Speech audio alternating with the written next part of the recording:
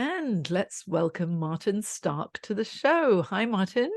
Hi, Jane. Thanks for inviting me to join today. Oh, Before we begin, I would like to acknowledge the traditional custodians of the land where I currently am, the Gamma people. Pay my respects to elders past, present, and emerging, and extending that respect to all Aboriginal, Torres Strait Islander, and First Nations people. wonderful. Thank you so much. And I am very happy that you are on the show today because you are the master storyteller. Okay. And you've gone through some really tough times in your life, as well as some amazingly positive times. And you're the courage champion, you're an international speaker, an entrepreneur, and the founder of the World Gay Boxing Championships. But what I want to do is to find out, how did your career begin? So, Martin, if I may, can you tell me about your early career aspirations when you were a child? I think I always wanted to work in a big office for a big company. We grew up in a small town in Lincolnshire in the UK, and my parents would take us to London a couple of times on the train. Would get on the Intercity 125, and there was something exciting about being in London in a big city. So I always wanted to be part of that life. Not sure what it was, but it was always the big city lights and big offices and what they used to call the businessman. That's what I wanted to be. So that's Actually, isn't it funny when we say businessman, it can be anything, can't it? But it sounds awfully important when you're little. And I grew up in Hong Kong, which was, like bright lights, big city as well. And London was always this very special place that we would go to when we'd be on holidays. And there was just something quite magical about it. And so you wanted to be in business, but I'm not quite sure what. yeah. And then I studied my A levels. I did a languages degree. I studied French and German. At one stage, I wanted to work in Europe, and then I didn't. And what happened? There was a job for a team manager in a call center where I grew up for British Telecom. So that's how I got into the corporate world, is working in my hometown as a call center manager. And I wanted to live overseas. America is where I wanted to go, but at the time it was very difficult to get a visa. And I traveled to Australia a few times. And the company I worked for, British Telecom, or BT as it's known, had an office in Sydney. So that my second visit to Australia, where I visited, I used to ring up every week, can you give me a job? Can you give me a job? And I came over on a working holiday visa and they gave me a job. And that's how my start in Australia began. Well, it takes persistence, doesn't it? And sometimes it's a squeaky wheel that finally gets heard. And so, so growing up in Lincolnshire in the UK, and then you wanted to travel, and it's always an exciting thing when you're very young. Once you landed in Australia, how did you find it? I kept having to pinch myself because it was a dream for such a long time to want to live in Australia. And then it's happening. And it's really just starting a new life, making new friendships, finding your own home, starting a new life, meeting my husband 21 years ago. So all of those excited things that you think you may have planned for a life in one country, when you move somewhere else, it's such a more exciting dream. It's more daunting, but it's really living a life for you. Yeah. What did you find as the biggest difference between living in the UK as an Englishman and then coming to Australia? And, the culture in Australia is so different from in the UK. What was the biggest difference that you noticed? I found Australia more welcoming, and I'm a proud Australian now. The quality of life is so different, and just the exposure to different cultures. I mean, I grew up in a small town. It's a very welcoming place, but it wouldn't be what you would have called multicultural, and just being in Sydney and immersed, but just such a beautiful spirit that we have in Australia, and they welcome me with open arms.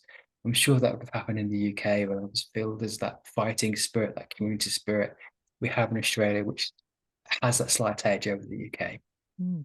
It's quite funny. You've just reminded me of a story. I'm half Chinese, half English, and my father was from Yorkshire, up north in the UK. Yeah. And he met my mum in Hong Kong and Macau, and they got married. And back in 1952, when they got married, the local paper said, "Local boy marries Chinese woman." Shock horror. Yeah. It was, oh my goodness, what will the children turn out like? Well, like me. So it's interesting, isn't it? But in Sydney, you're absolutely right.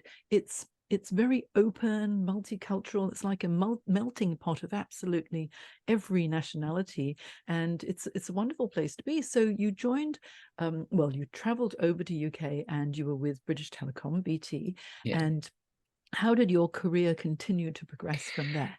So from there, one of the limitations is when you're working for one company and your visa is tied to that company, is you have to stay within that company. So I was working on a help desk for about 2.5 years. Then I moved into a service delivery role, implementing telecommunication services for global companies.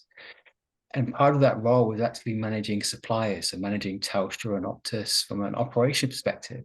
And that's how I really got the bug for procurement.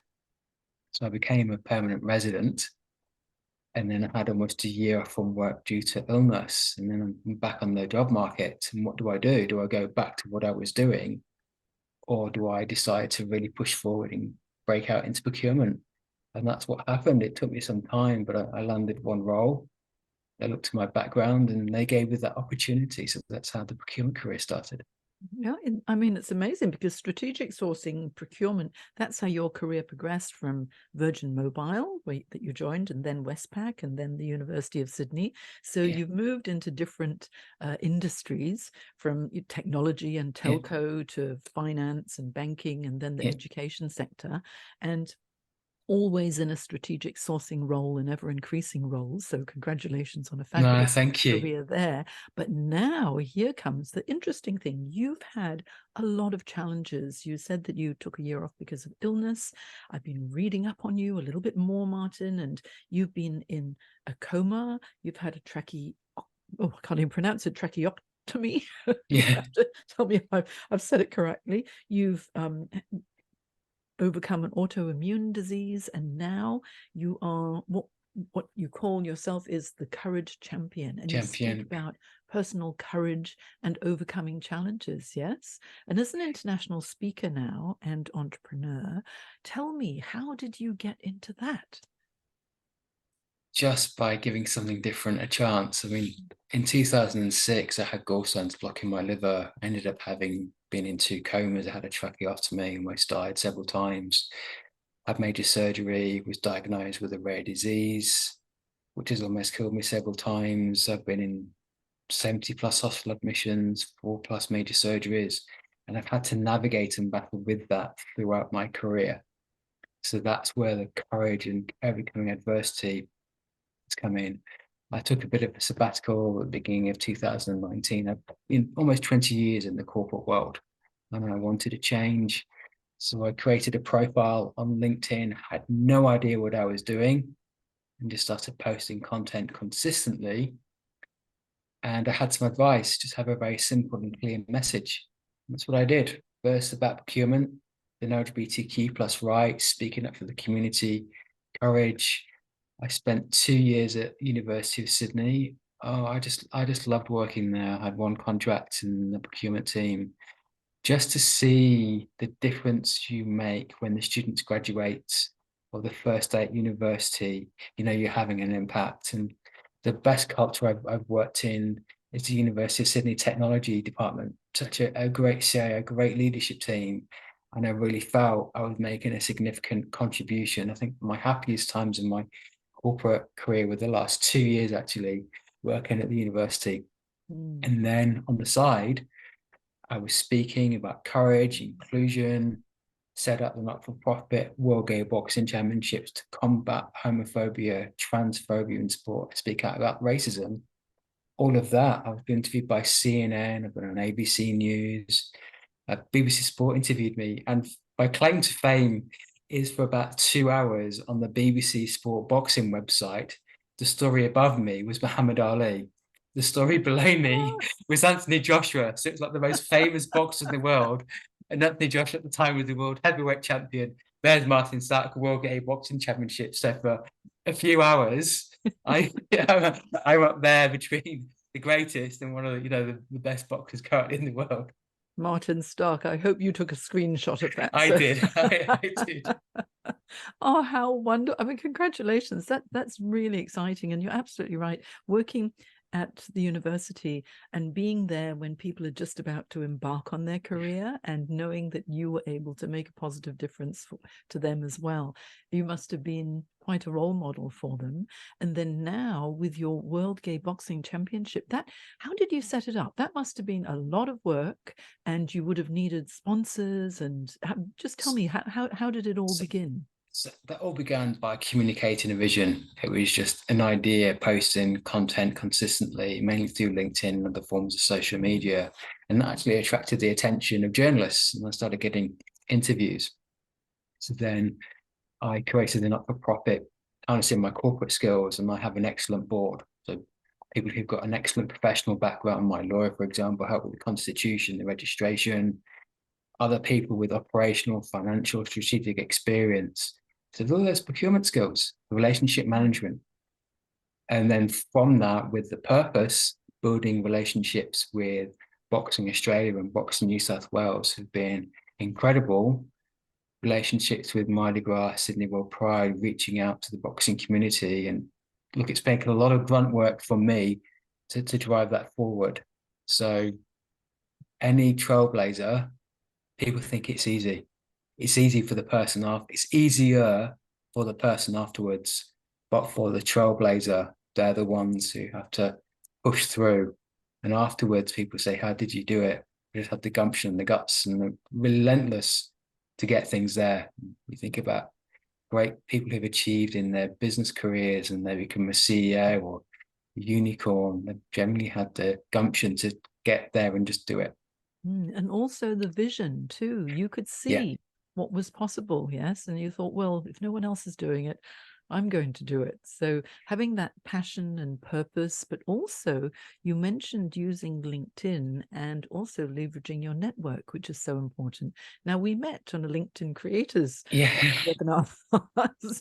And I was so inspired by what you were saying that I thought, okay, we must hear your story on your career podcast as well. So LinkedIn is a fantastic platform, isn't it, to really get your message out, to make Yeah. connections, and to develop genuine, authentic connections with people who genuinely you can help and they can help you too. Yes. Significantly. Just the opportunities that have come my way. And I use the strategy of attraction marketing. I want people to come into me through my content. And that's how speaking gigs, opportunities, my network is now. People have more people wanting to connect with me than me reaching out to other people. And it's just opened up a whole wealth of opportunities, but also great friendships. People have been able to speak with, events I've spoken at virtually during lockdown mainly come about through me being on LinkedIn and being found there. And you remember a number of years ago, pre-COVID, we met at a LinkedIn local Yeah. networking event, and it was all, the whole premise of LinkedIn local was you meet online on LinkedIn, but everyone's got their persona. Okay, you've got Yeah. your LinkedIn profile, and you're putting yourself in the best possible light, but then taking that connection once you have connected to someone online, taking it offline and meeting face to face makes such a difference, doesn't it, when you actually get to eyeball someone? A huge difference. I'm a big advocate of take those conversations online, offline, meeting somebody for coffee, taking that forward. You may apply for a job on LinkedIn, but are you interviewed on LinkedIn? Does your contract come through LinkedIn? Does your email address come through LinkedIn? No, it doesn't. It's that vehicle to connect with the recruitment company or the company wanting to hire you or them approaching you. From there, you expand. And that's the beauty of the platform and human behavior. Yeah. Interesting. You're talking about attraction marketing, which is so true, because one thing that I always like to say to my career coaching clients is don't go chasing for opportunities, attract the opportunities from your target market. And in order to be able to do that, you need to really showcase what your expertise is. And what would you say, what is your content strategy when you're on LinkedIn? So my content strategy is just have a very simple, clear message and post consistently. And that's what you will become known for, respected, and really become the trusted authority. So I'm a LinkedIn 2-time top voice. And I didn't approach people to say, please, I want to be a top voice. I was seen for my content and approach, would you be consider joining us on this list this year? And that's happened to me twice.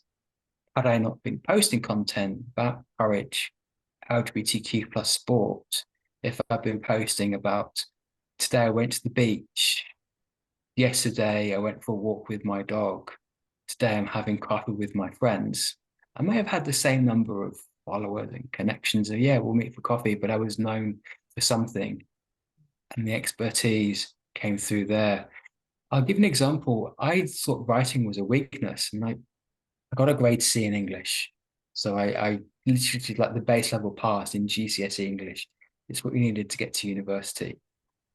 I started writing articles on LinkedIn, and a few months later, I'm publishing articles for Sourcing Industry Group. They're a prestigious procurement organization. And I wrote 4 articles. And one of those articles is one of the top read articles of 2020. So what I thought was something I wasn't very good at was actually a strength of mine. But I didn't realize that. And then people noticed me for my writing.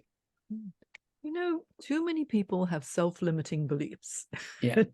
And they think, oh, I need to be perfect before I can do something. Yeah. But, you know, if you don't give it a go, you never really know, do you? And if you've got something to say, like you have such a powerful message, you know, because you're an advocate of so many people, that if you've got something to say and you know it's going to help someone, why keep it a secret? You get it out there, and then you have your niche and it resonates with people, and then they start to follow you and send you direct messages or reach out to you to connect. Then you know that you've really touched a nerve and it's making a positive difference. If you think that 5% of people who see your post are either commenting or a reaction, like a like or a love, that's what your direct impact is. If you think it that way, you're limiting, because 95% of people will not engage or comment, but they will see. And if you're doing that consistently, my procurement background is, the customer buying journey, awareness, consideration, decision, retention, advocacy. You need to be aware of something to consider it, and then you make a decision who you're going to go for. Now, if you're sitting at home, yes, I run a career management company, but I don't tell anybody, or I don't post consistently. If I need a career management company, am I going to come and find you? Maybe. But if you're posting consistently, sharing advice, coming across as the expert, leading with value, oh, I need advice. Jane, I saw her post the other day. I read her article a few weeks ago. Jane is the person who I'm going to reach out to.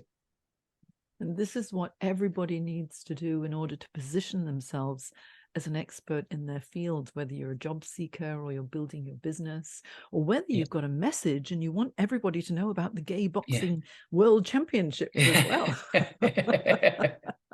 Yes. So now, as the CEO of this, that's a lot of work. Okay. And so now you've got skills. You've got your Bachelor of Arts in Literature and Languages. So you're qualified in that area. You've got this amazing sourcing and procurement background. You've worked in technology and banking and education, and now you're an entrepreneur and international speaker. As a CEO, you need many different skill sets in order to make this happen. Yes. Yeah. What would you say are your key strengths that you bring to this role? My courage and vision, plus all of the commercial and operational experience, also understanding where the gaps are and the relationships to fill those gaps, to move things, but also to inspire others.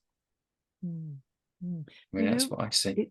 It sounds like all of the experiences you've had since you were a child, in Lincolnshire in the UK, and the challenges you've experienced and the transitions that you've had and the health issues and overcoming everything and moving into a new culture and different country, it's all come full circle, hasn't it?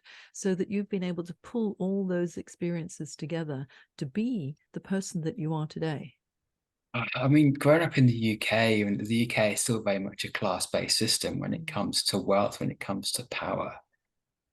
And one of the key issues when we look at is social inequities, never mind, people experience racism, homophobia, and there are people just because of their economic background are denied access to certain schools, certain universities, certain facilities. And it's the people who push through to get to that success, want to make things better for the next generation. mm, And really, I think that's what I've for whatever I've had to work with. When I've been in a coma, when I'm facing death again, or I've been here before, I've survived. So I have to use what I have to make the best of the situation, but make that situation better. There's a real, sometimes people have a sense of entitlement. So I should have this, but why? Because of, and there's the person next to you. I've worked hard for this and I'm getting the benefit from my hard work. Those are the people I want to spend more time with the sense of entitlement. I want to be, okay, great, you have this, celebrate that. What can you do to transfer that privilege to make things better? I fundamentally believe when one person is uplifted, we all grow. mm. I agree with you 100%. Yeah. How do you do it, Martin? How do you tap into that courage when times are really tough? I use a strategy called the courage bank. When you go for a job interview, there's a situation, task, action, result. Tell me a time when. Mm, Give me a scenario when. We've all been through experiences. And I use those experiences as a bit of a footprint, as a bit of a reflection point to overcome them. But I've got that innate, I've got a strong backbone. And I have that. I'm so resilient. Some things I avoid, I don't want to get involved in. If there's day-to-day politics, culture wars, I'm like, oh, I'm staying away from that because I want to do is make an impact and say, this is the problem that exists in society. This is how we can solve that. You can either be complaining in the corner, but you can be getting on with solving the problem. The leaders will say, this is the way. And that's what I want to be doing more of. yeah.